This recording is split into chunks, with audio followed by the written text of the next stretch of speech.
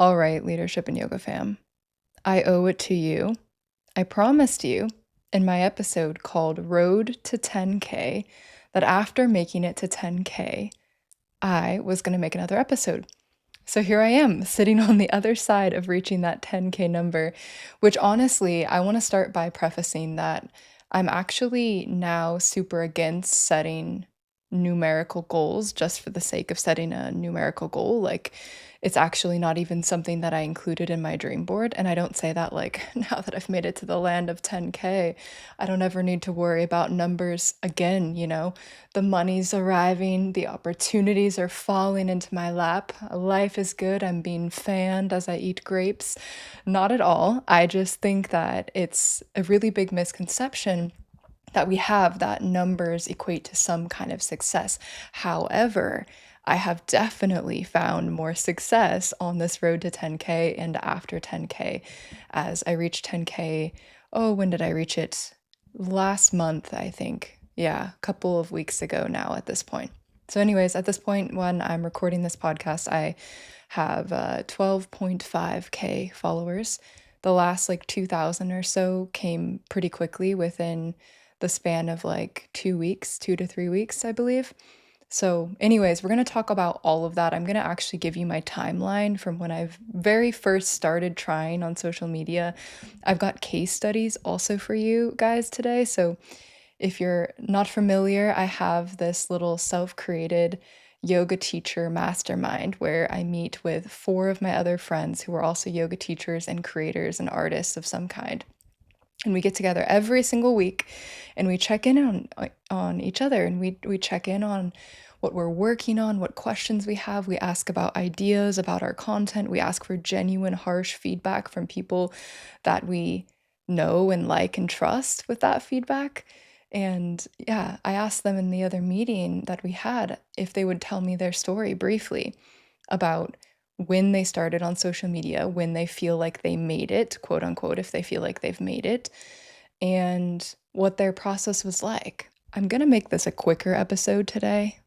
Well, we'll see how that goes. That is my full intention. And really, my intention is not to just sit here and tell you my entire story for the sake of telling it. It's the conversation that I wish I could have had with myself 3 years ago.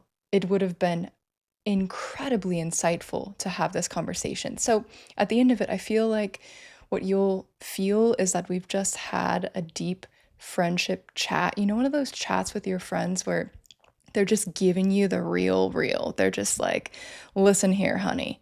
This is what I think is going on. Have you considered this? Let's try this. Let's move forward with this. I hope that you feel inspired. And man, it's been such a journey. You really see all of these examples of people blowing up quickly or whatever, but 99% of the people I talked to, that wasn't their case, and it was really not my case.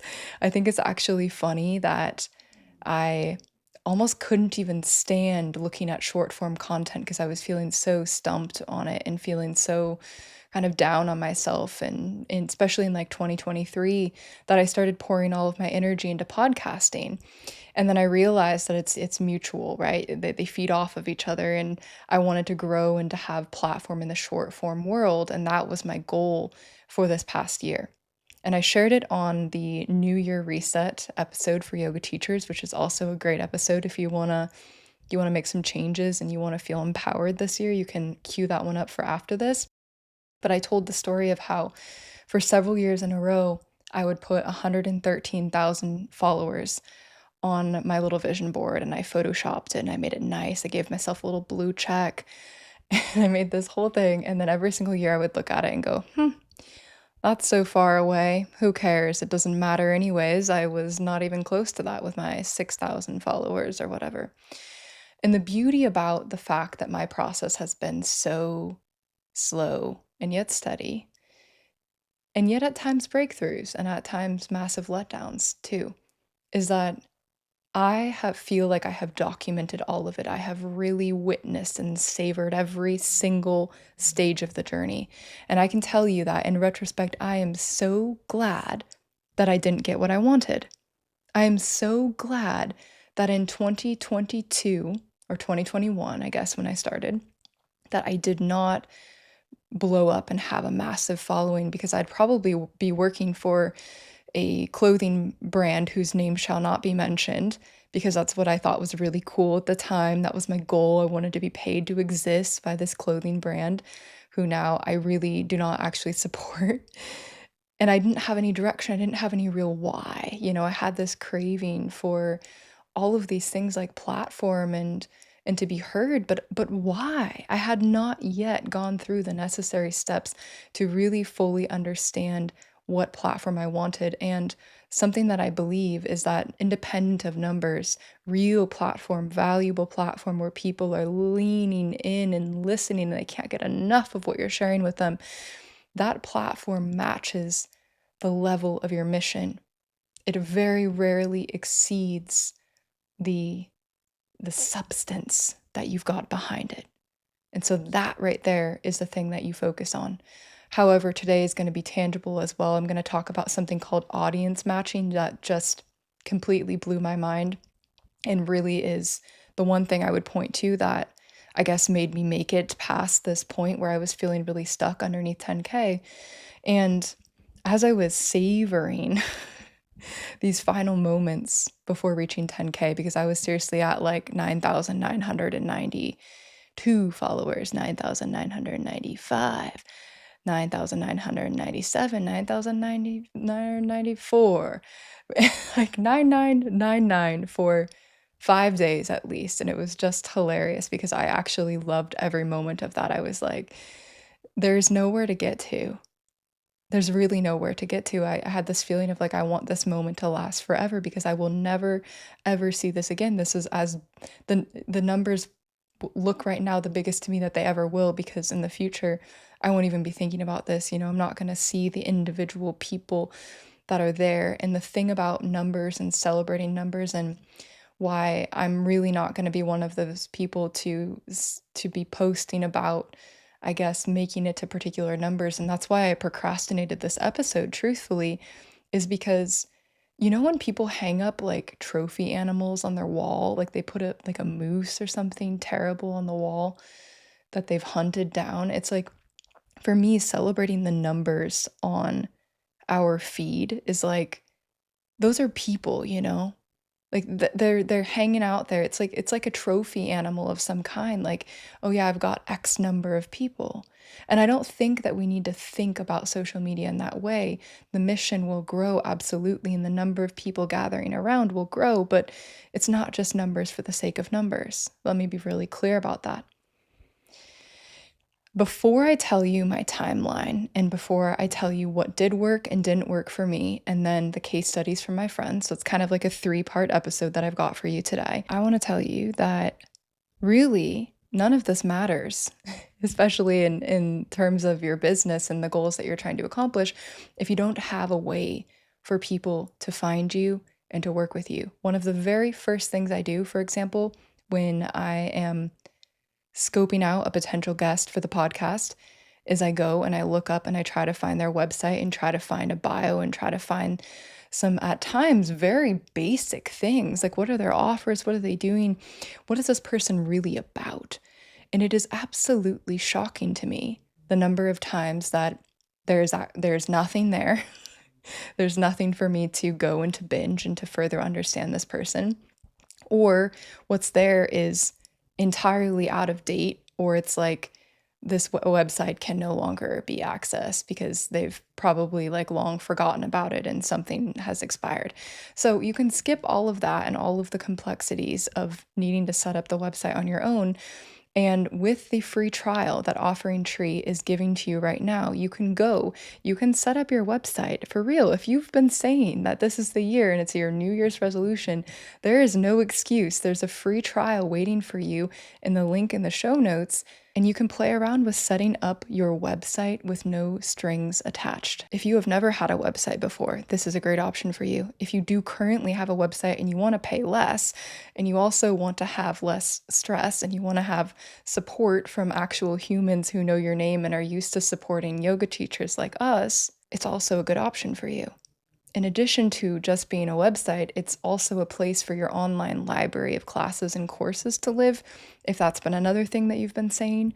And it's unlimited. It's a really, really good deal, y'all, in my opinion. That's what I'm saying just from my perspective. But it's important to have a way that people can sign up for your offerings. And it's really a singular step. So I don't want to hear if you've got a New Year's resolution of getting a website or getting your business set up that you're working on it. It's really a singular step that you can go right now, sign up for that free trial. So that way, at least it'll be waiting for you in your emails and you will remember to do it.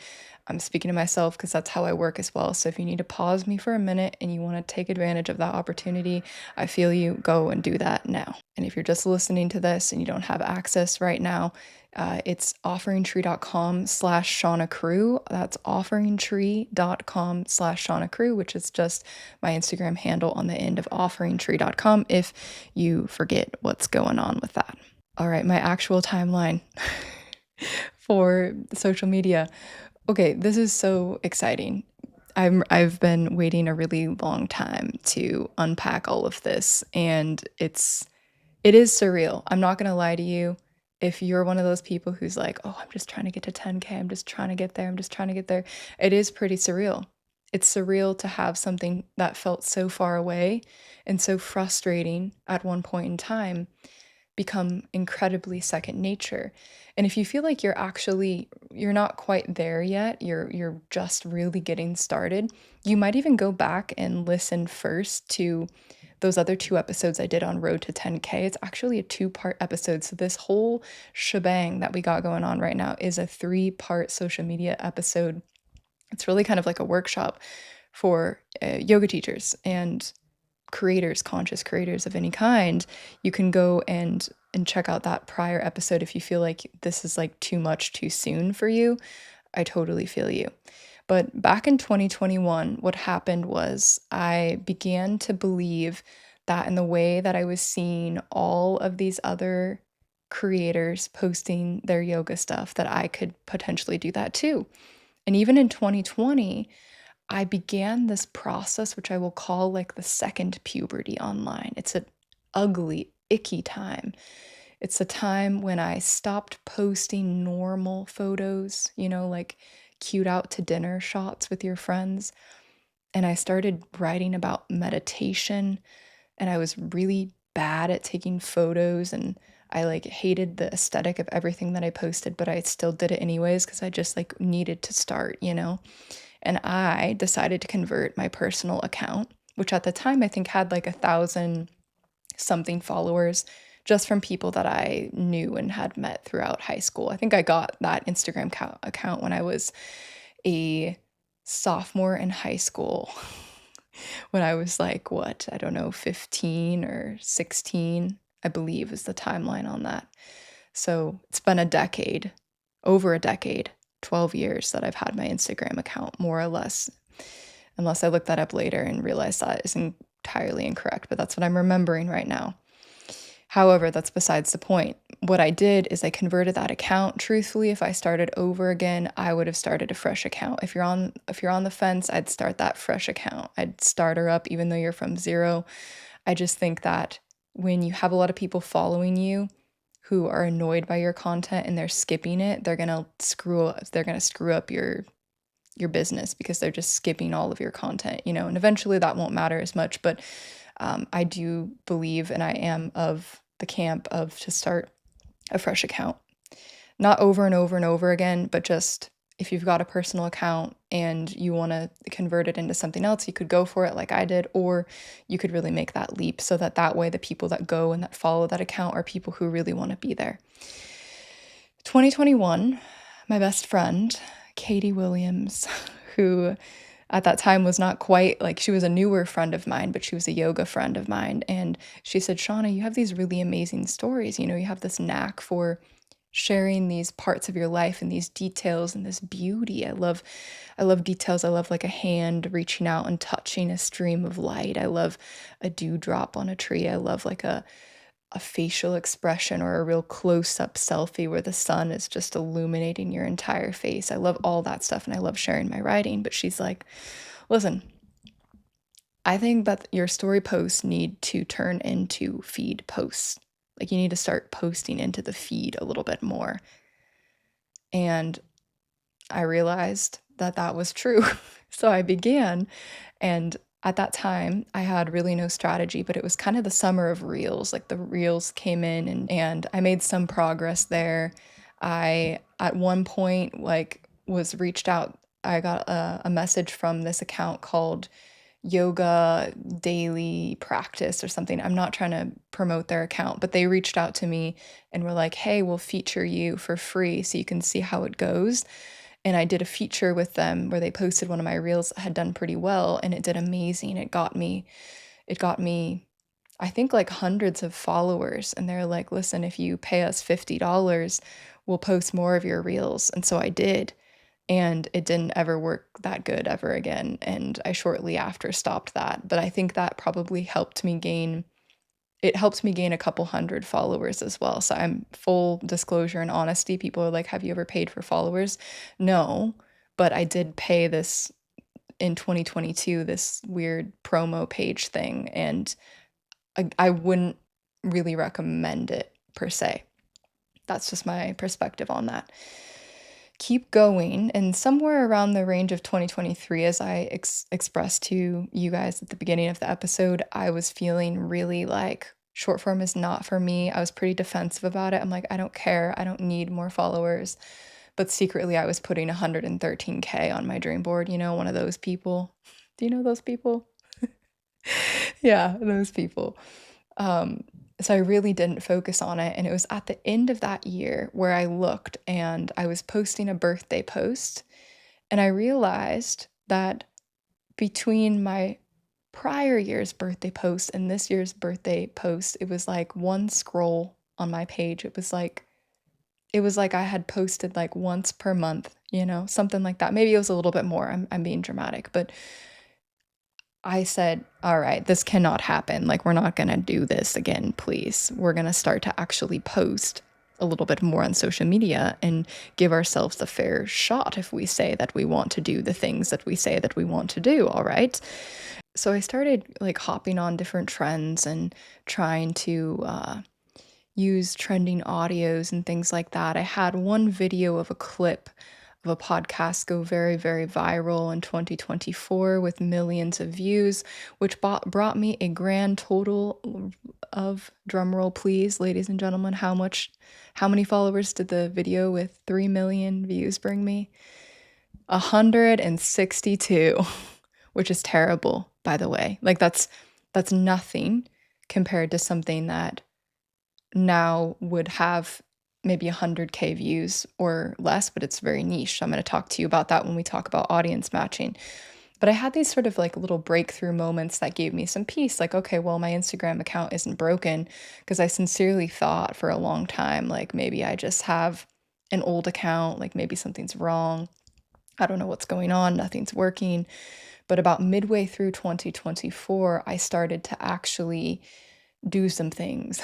I started to create these videos of myself talking, or I would do voiceovers, and I gathered this sense that I wanted to kind of create an art form that was me. And I wanted to express myself in a somewhat consistent manner because that's what I saw people doing at the time that I really admired in the online world. And the funny thing is, when you start something new, generally speaking, that first time that you do it, you're going to have more interest and more sort of excitement about what you're doing. And so it worked a little bit, but not really. I was actually just creating on such wide varieties of topics that I think that was sabotaging my success. Um, Again, we'll talk about that in audience matching. In 2025, though, that was the year that I put 10K followers on my dream board. I set a reasonable goal. That's the year that I did it as well. I set that reasonable goal, and I had friends around me who were both showing me as an example of different ways that I could do this for myself. And they were also believing in me so much that it enabled me to believe more in myself as well. and to believe I really can do it for myself. Everything was pointing in the direction of, I think that you can really do this for yourself. And when I say do it for yourself, I mean make my own way and come up with my own art form and really solidify how I want to show up online and how I want my presence to be. And it's funny because at that time in my mind, it was a static thing. It was like once I figure it out, it's like a recipe, like a pinch of salt and a quarter teaspoon of turmeric, and it's not actually like that. It's a constant adjusting of the recipe. But at that time, I thought that once I got it set, then I was set for life. And I was like, I set off basically, like, here we go. I'm going to find my recipe for success. And the way that the universe conspired to meet my energy for the short form world was very interesting. Very, very interesting. Even down to the fact that I made a wonderful new friend, actually multiple wonderful new friends who were creators creating in the online space beyond anything that I ever thought was reasonable for myself. And not going to give names of them, but just people who were also kind enough to sit with me and to look at my content and say, well, here's some clues, basically. Like, this isn't how to do it, but have you thought about this? Or asking me the right questions. And it still took me many months to find sort of the first thing that would work for me. And what actually inevitably ended up working, I guess, quote unquote, is my return to yoga content, where I started to focus all of my energy in general for writing about different topics. And I chose to focus it all in on yoga because I, like you, am a multi-passionate individual and I am interested in a lot of things. But when you don't have any bounds on what you're creating and doing, it's like you're just awash in this big ocean of ideas that are churning and nothing's really making sense or resonating for other people because the right people aren't seeing it. They're also just unclear because you're not entirely clear.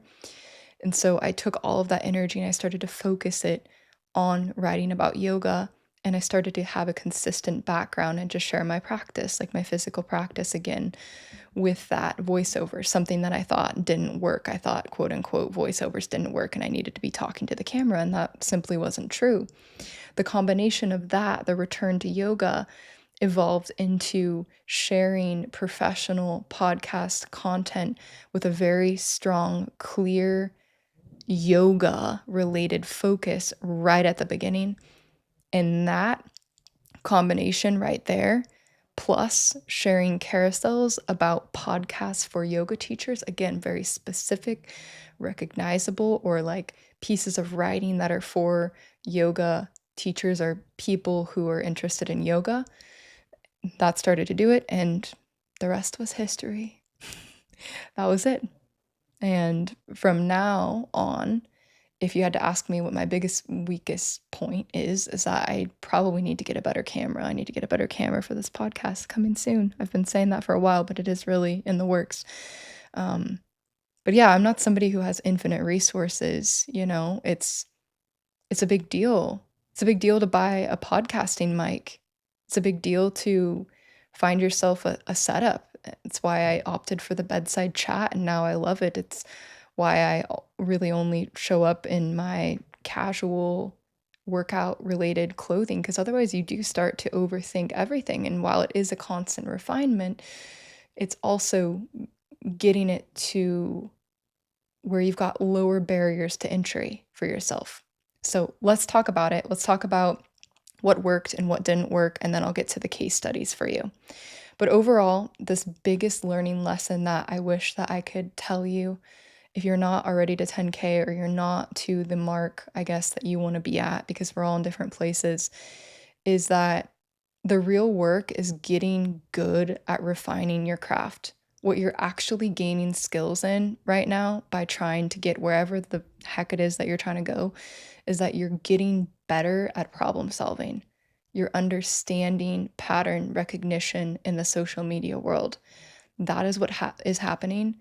And while you can take advice from other people, even only take the advice from me that really feels like a resonant yes. That's exciting to me because there are multiple ways that you can do this and that you can figure it out. You don't need one particular thing that's going to make or break everything that you're doing. It just simply doesn't work like that. So, what worked is first and foremost, I started to ask myself why I was taking these massive gaps between posting and why I was going through these emotional roller coasters of feeling excited about social media and then feeling just incredibly like I was beat up, like I was spit out and I was unimportant to people.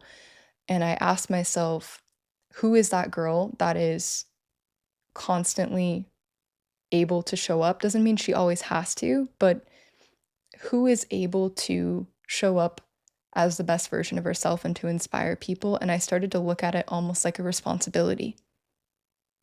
I stopped making it all about me and how I was feeling, and I started to think about how others would feel as the result of what I was sharing. Almost like when I started teaching yoga, that helped me a lot with my mental state. I've talked about it before. I struggled with lots of things in that realm. And when I started to teach yoga, it made me feel accountable and it made me hold myself accountable to live by what I was sharing. And I've found the same to be true with deciding that you want to show up on social media in a professional way. I mean, it can be a casual, relatable way, but you know what I mean, in a serious way. The other thing is that start to think of yourself like an artist. And I know I said this in the prior episode, but what I mean is to really start to solidify an art form. And the person that absolutely hands down taught me this, and not that we sat down and she like taught me this lesson or whatever, but who taught me this just by witnessing her is Victoria Hutchins, the Daily Victorian, one of the I would say earliest people who inspired me to share my writing. I was already writing, I had it all inside of me, but when I saw the way that she was delivering her writing to the world, something leapt up inside of me, quite literally. And it was like, you could do this too. And what a blessing it is to find people like that. It's really, really a blessing. But what I found in her and what I witnessed in her and her incredible community that is really invested in what she has to say is that she is really an artist. That's what's going on. It's not about going viral or any of these other things. It's that she's created and crafted almost like a personal TV show, like this incredible little 90-second TV show that you see it and you're like, I'm tuning in. This is my favorite series. Everybody else, sit down, shut up. I can't be bothered. Let me watch my series, you know? And I had never, now everybody talks about signature series and all that stuff, but I don't think it's really that complicated. I think it's just about creating something of real value and real entertainment that stands on its own 2 feet and isn't just flopping here and there and in the wind and following viral trends for the sake of trying to gain followers. Because truthfully, none of those followers matter if you can't continue to create content that's good enough to reach them. I'm just going to say it. I'm just going to say it. And I know that that freaks me out as well, too, because we're all trying to figure that out. And there's no master key, but it's true. I mean, you are an artist. And so to take this one step further, what I've learned since then is that right now social media is really beginning to work as audience matching. It's much more media than it is social media. And so that's why everybody's complaining like, "Oh, my followers don't see my things." Sure. Especially the case if your followers are different niches and were gained off of wild, different viral things that went really viral rather than being a niche favorite viral that they accumulated interest in. So let me explain it to you. It's like if one day you're creating content about smoothies and then the next day you are talking about how to pay your taxes as a creative and then the next day you are doing a handstand tutorial.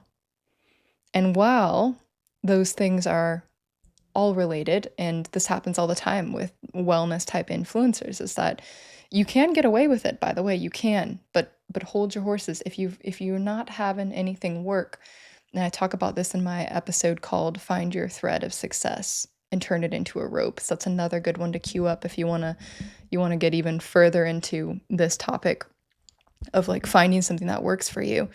But while you're trying to find the thing that works, audience matching is going to be your best friend, because what it is about and how it worked for me is that I sat down and I looked at all of my reels, and I made a list of all 20 of the last prior reels that I had made, and I wrote like basically like a little summary of them. I watched them all again.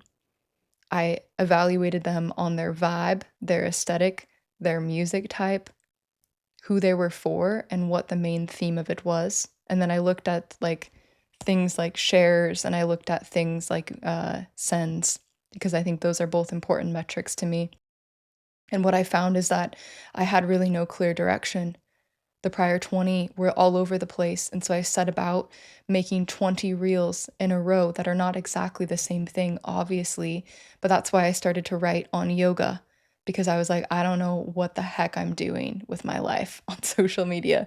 I don't know how to talk about the podcast, because the podcast is this big, vast, incredible thing that we talk about the mysteries of existence, but I need to like I know I don't really want to be a manifestation girly. Like, that's not going to be my niche. Like, I'm just going to stick with the yoga because I know that I love yoga. And so I set about doing those 20 reels, and guess what? It worked. It worked for the first time ever, ever. I was getting hundreds of views. Sorry, not hundreds of views. I've gotten hundreds of views. You're like shutting off the podcast. Like, well, we don't want advice from this chick. Hundreds of follows from my own reels on my own, just one after another, hundreds of followers, even on videos that had not even an excessive amount of views, just like barely over 10K. So I knew I was reaching my people, and I was looking at the people coming in, and I was actually really for a while trying to follow back a lot of them, because I was like, this looks like a friend. This could be my friend. Absolutely could be a friend. Want to meet you. Amazing content, And I was just like, here we go. I'm finding a way to become a niche favorite for a particular subset of Instagram. So that's really like the main thing with audience matching, is that it's kind of messed up by following trends for that reason. I don't think you need to be super strict with it, but if you're using like rock music one moment and then like piano the next, and I am the first to have done this, and I still do on stories. I let myself be entirely free, but I'm like, Bad Bunny plus Gene Keys, yes please. The perfect combination, and the algorithm is like, what are you talking about? This doesn't make any sense. And so the idea of audience matching is that the way that a platform like TikTok works and the way that a platform like YouTube works is audience matching. You go on, you search for what you need, how to make blah, blah, blah pasta, and then it shows you exactly what you're looking for.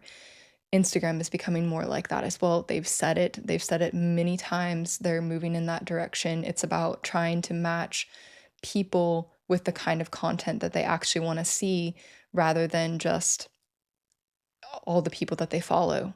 I'm not here to say it's better or worse, but I'm just here to say that it is actually a breath of fresh air to understand it in that way, especially if you don't already have a big following. So, yeah, even if you can't make everything on the same topic exactly, which I still would highly recommend, I'd also say like titling and using captions that clearly point to what it is that you're talking about, rather than some obscure analogy that's going to confuse where to send your video to. Be specific and be clear, and learn to find the beauty in the simplicity as well. The other thing that really worked was having a strong sense of mission. If you don't have a strong sense of mission, I've also got an episode for that. We've got episodes for everything on the Leadership and Yoga podcast. Imagine that. But it's called find your mission as a creator. I think I'll link it. I'll put it in the notes. But also consider reading the book Moral Ambition. Consider reading the book Moral Ambition is the advice for the year from me. Absolutely incredible book. Recommended to me by Sophie, who is the lead singer.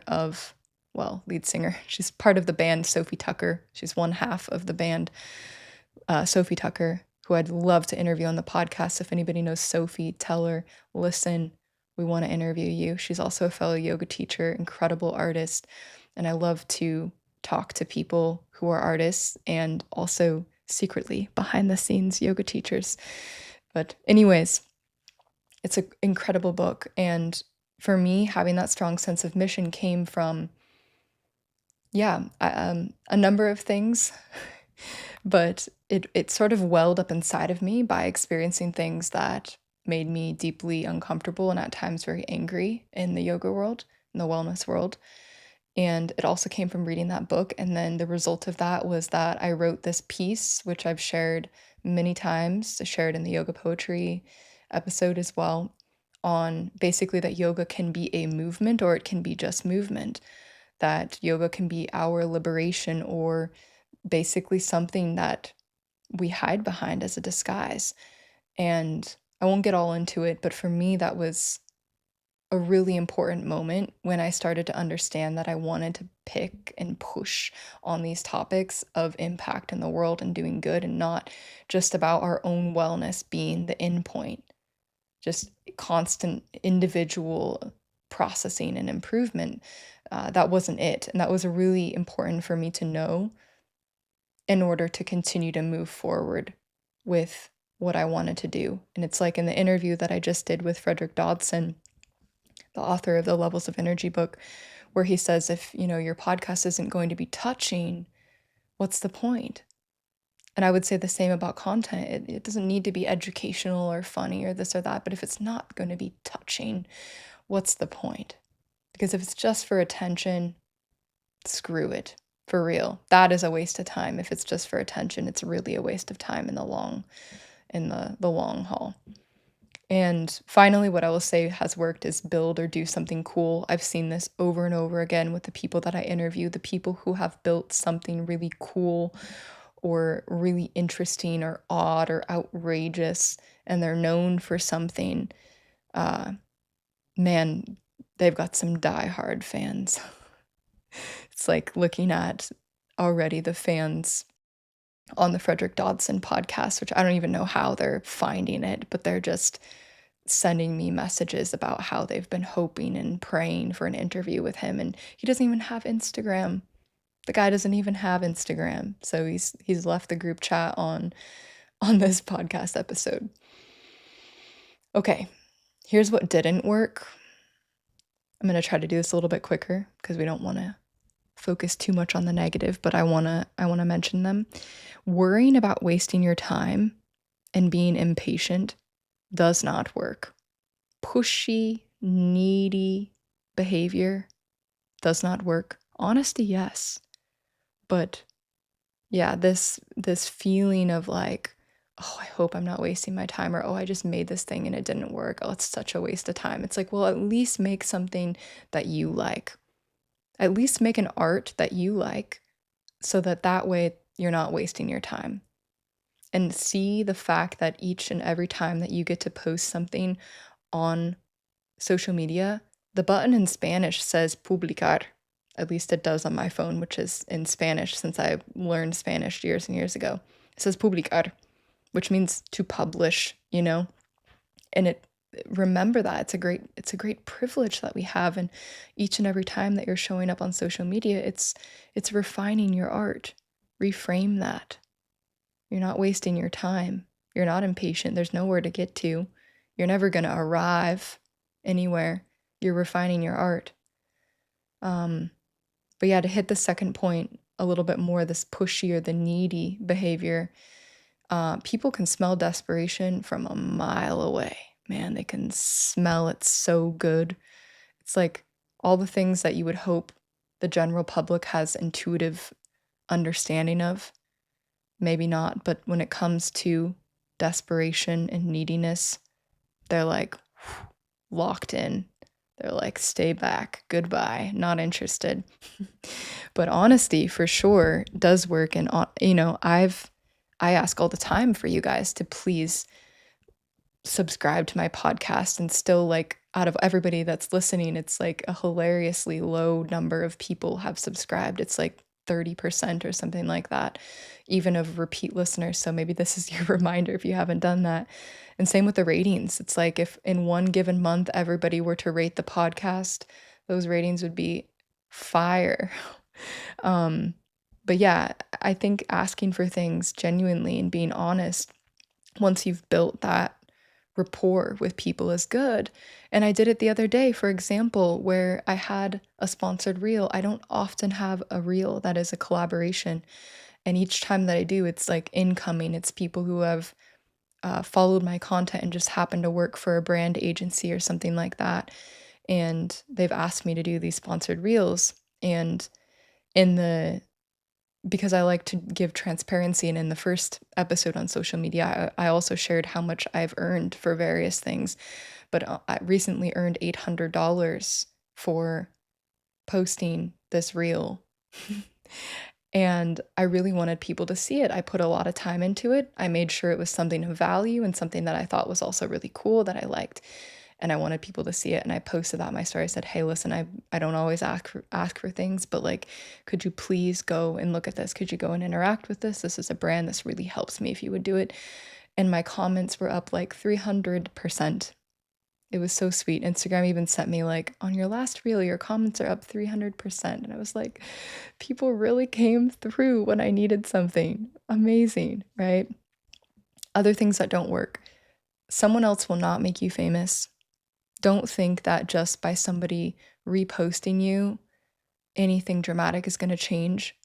I think this is really interesting because sometimes people get really weird about posting about or sharing the podcast on their stories, or like tagging me. I've had people like that I've interviewed not want to tag me and stuff, or like ask to use the footage for themselves and to not mention me or the podcast at all because they don't want to be like, I don't know, they don't want to give it follower. I have no idea what they don't want to happen from that.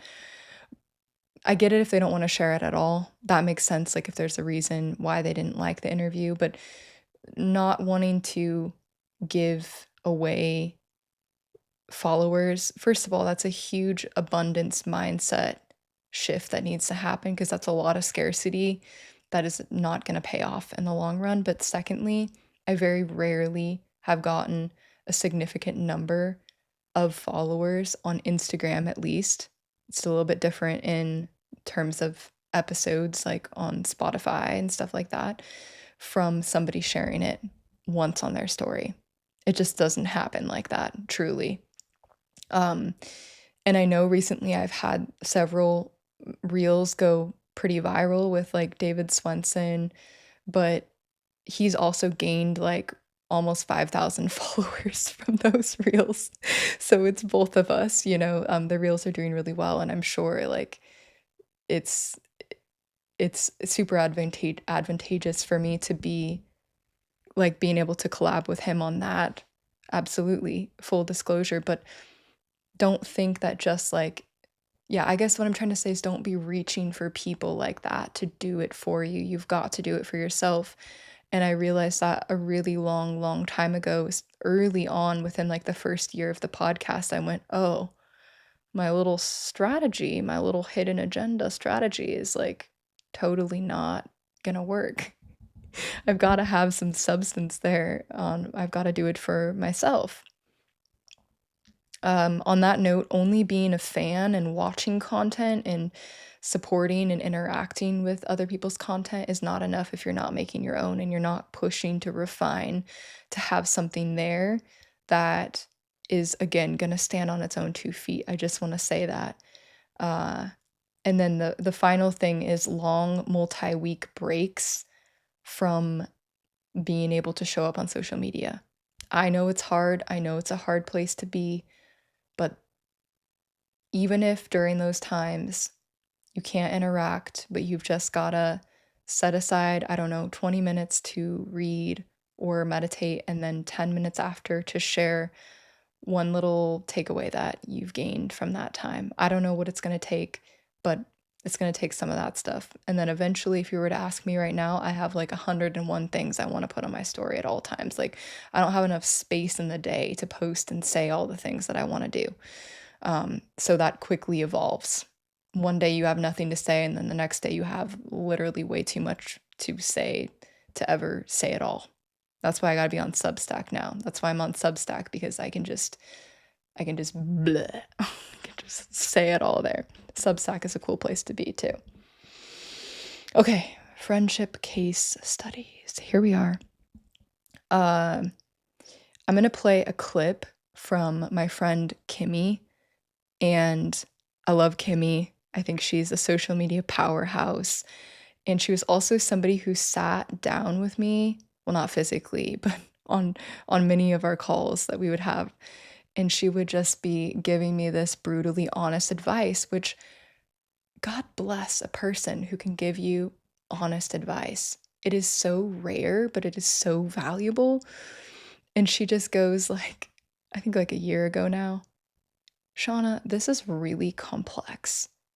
I don't think people are getting this.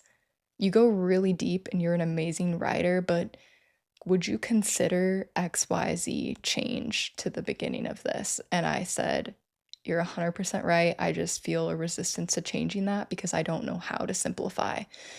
And so she was a huge person for me who got that ball rolling. And then I remember it sparked a conversation with my husband, Simone, and he was like, all right, let's sit down and watch your reels, and I will tell you if they're simple or not. And we sat down to watch the ones that I said were simple. And as I was watching them with him, we were both like, oh, hell no. Like, this is bad. This is like I'm trying to make people read Shakespeare when they're just popping onto Instagram to have a mental break. That's like, it's not the vibe. I was not reading the room. And that ultimately set off all of this transformation that I had. So, as part of my friendship case studies, let's listen to this voice note from Kimi. And thank you for your lovely message. I'm so sad I missed that Cactus Club meeting because I would have loved it. Social media is so my thing. But to your question, I don't really know how to define trying because I have actually been trying to post on social media since, let's say, like 2020. And there was even like a short episode before COVID when I was kind of like, let's say, making it or blowing up. And I very vividly remember that was still those times where you just had to share a really cool photo and where photos were the main thing. And after sharing that one photo, I got like, I think like 1,000 followers from that photo. And that was the moment back in 2020 where I thought like I had made it. But those were really different times, right? And so that was like a little mini moment where I started trying to share on social media. And I was just doing it by yoga photography. I'll send you the first photo that I have in mind, actually. And then I suddenly saw that it stopped working because Reels became a thing, right? And then I stopped trying again because I began my career in marketing, and I was like, you know what, I have to like focus on that right now. But I still kind of kept sharing yoga just for fun and kind of hoping that I would blow up again, but I didn't because I didn't know, or I was maybe lazy and I didn't prioritize um, video making and reels making, and I didn't have the strategy. And actually, I just really needed to get better at marketing, which I was doing in my job. And then let's say those were like another 3 to 4 years from like 2020 to like 2024, where I was just like randomly posting shit and like randomly posting photos and hoping that they would blow up, but I didn't have a strategy. So it definitely wasn't like you know, like you're very much skilled in your strategy and you know exactly what you're doing and why you're doing it. I had no idea. But if you want to call it trying, then yeah, I was trying for like 4 years. And then one day, I remember very specifically, one day I just decided to try this voiceover thing because I saw reels with voiceovers. And actually, my biggest inspiration was Nara Smith. I'm not sure if you know Nara Smith, but she's a huge TikToker. She basically makes videos about cooking from scratch. She's like a 24-year-old mom of four. She's a supermodel, whatever. But her style really inspired me. It was very soothing to my ears. And I was like, you know what? Let's try to recreate this soothing voiceover piano music style and implement it to yoga and storytelling. And I spent the whole day, not kidding, from like 9 in the morning to like 8 in the evening, just creating that one video, like a good 12 hours. And it was a bird of paradise video. And the moment I shared that, I blew up. So that was the moment where I like cracked it. And I was like, okay, I am now repeating it over and over and over and over. I will share that bird of paradise video with you as well. So I would say 4 years of randomly trying stuff. And then after 4 years, like finally trying out what actually worked. And then the feeling of I made it came with that video. And with that video also came confidence and kind of the feeling of, okay, now I know what I'm doing and let's just repeat it. And what I think is also important to mention in that episode is that those first 10K were truly the hardest. And the moment I got those 10K, I felt like I made it even more than I feel now. And 20K felt also really big, or maybe even 30K. But since then, it has all just felt like a constant.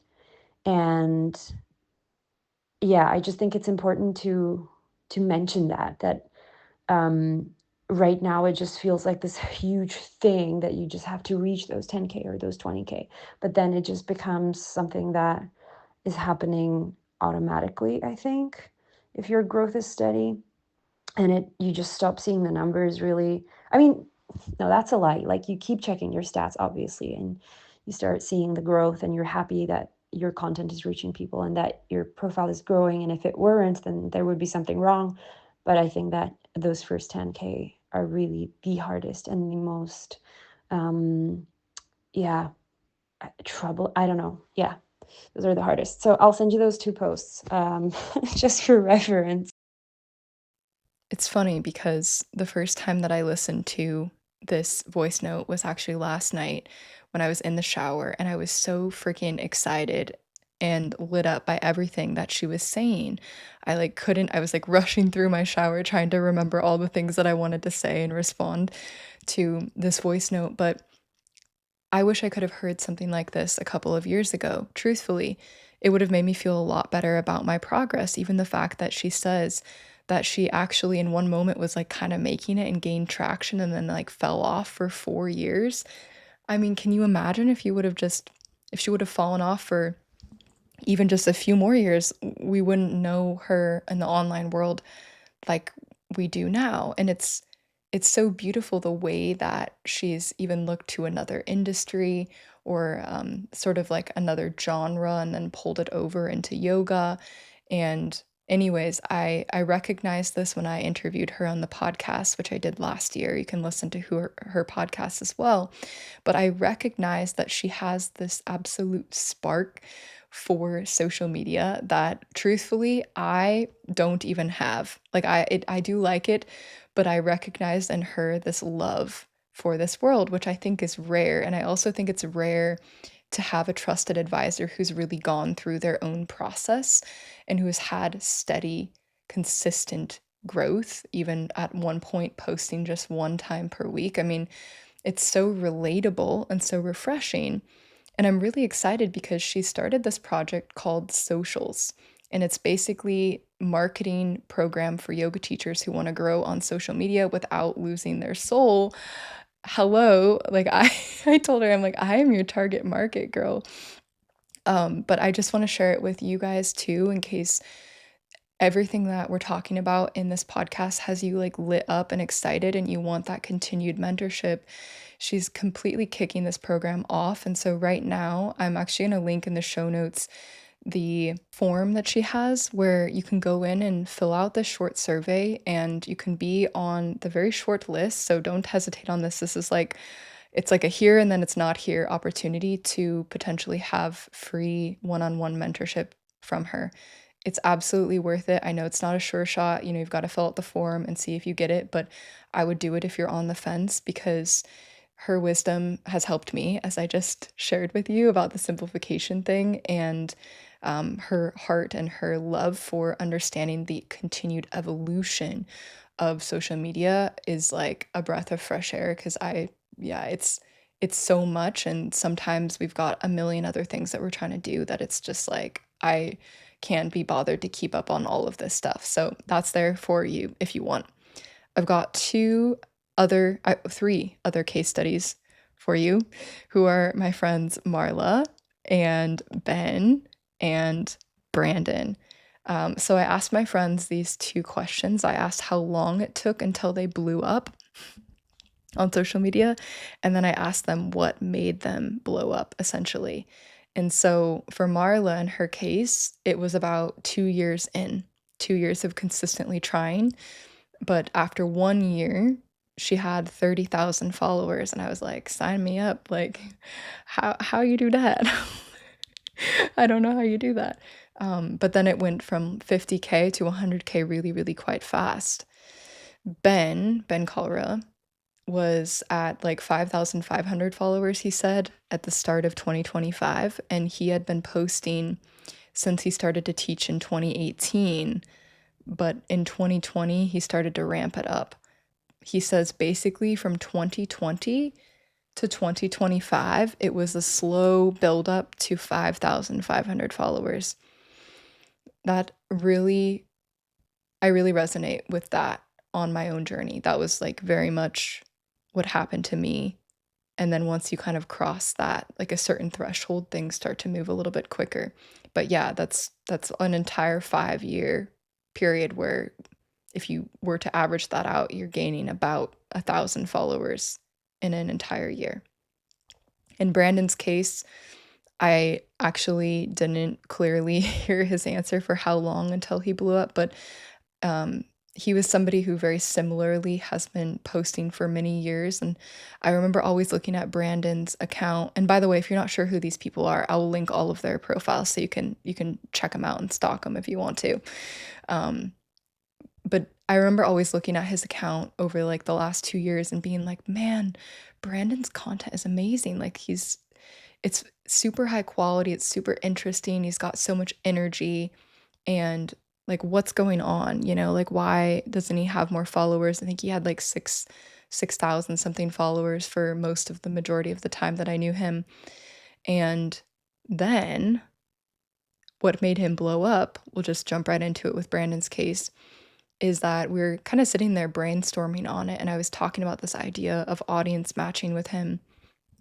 And we were all saying, and like Kimi is on the call and Ben was on the call too, and Marla, and we were like, well, what if you started to like post your how to do the crazy cool things that you did?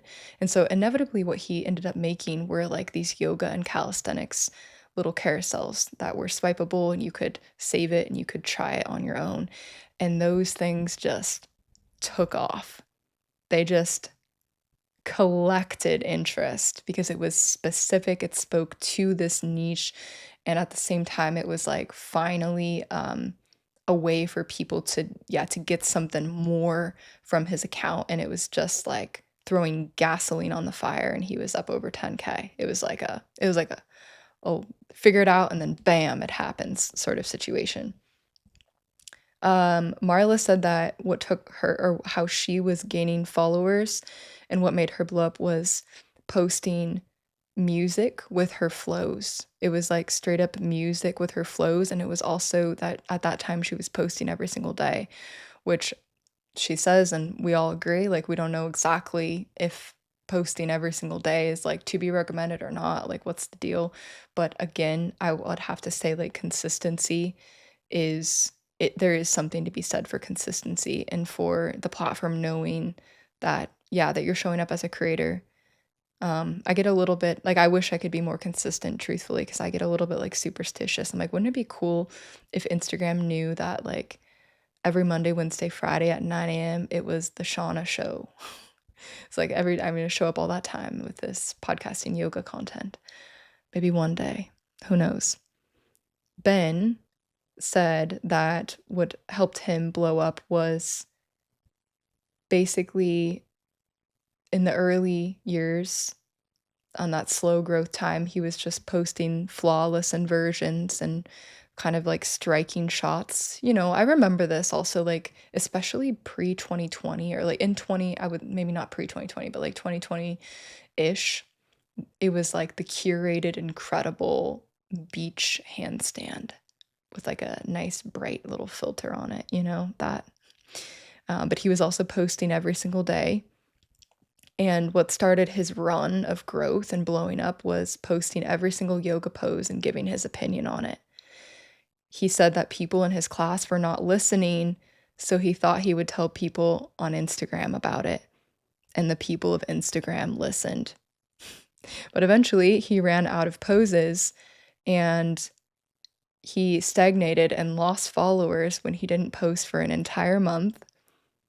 He disagrees with the phrase that consistency is king and instead follows inspiration. And taking a pause is what essentially re-inspired him. And now how I know of him is thinking about all of his yoga philosophy chats and all of that. So anyways, those are just little case studies from my friends and from me. Obviously, I told my entire story at the beginning. This is not so that you go and copy anything that they're doing. I also don't recommend that, by the way. Like, that's not the point. If that is your takeaway, that is not, you're missing the point. The point is that there are many paths. And yeah, I hope that this is giving you an idea on some steps forward. And also a reminder that anything is possible. Number one, you can be absolutely experiencing sudden breakthroughs and quantum leaps, but you're also going to experience that steady step action of a march in the direction that you want to go on the social media world. If this has been of use to you and you are feeling fired up, maybe come say hi to me. I love this. Recently, some of you send a little DM or something like that about the episode that you're listening to. I love that. Like, it's weird, just like speaking into the abyss sometimes. So I hope that this has, given you a little bit of fire for your social media world. And I appreciate you spending your most valuable resource of time with me here today. If you want more from this and you like the podcast, you could also consider signing up for Leadership and Yoga Fam. It's my mailing list essentially, but it has opportunities like coming on the podcast live for Yoga Teacher Roundtable. It has giveaways of signed books by some of our amazing guests, all kinds of things. That's there if you want it. Also, don't forget, if you want to set up that website or you want to set up that online library of courses, Offering Tree is your people. All right. I will catch you in the next episode. I believe in you. Ciao, ciao.